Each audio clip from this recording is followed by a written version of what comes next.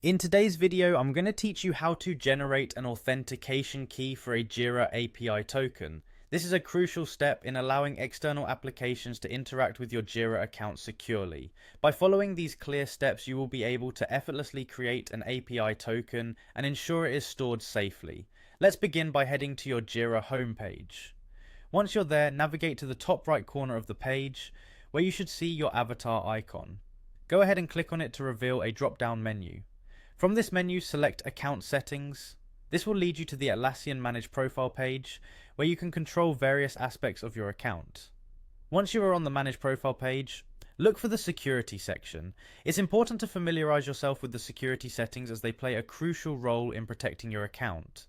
Click on Security and you'll be directed to another page, this time focusing on security-related options.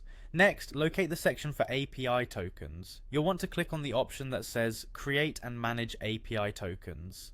This is where you'll be able to view, create, and manage any API tokens that you set up for your Jira account. When you're ready, click on the button labeled Create API Token.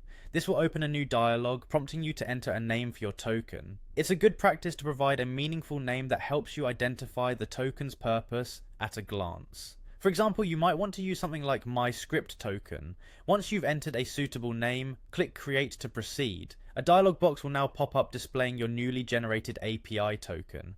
It's essential that you copy this token immediately. This unique string of characters is your authentication key, and for security purposes, it won't be displayed again. After copying the token, make sure you store it in a secure location.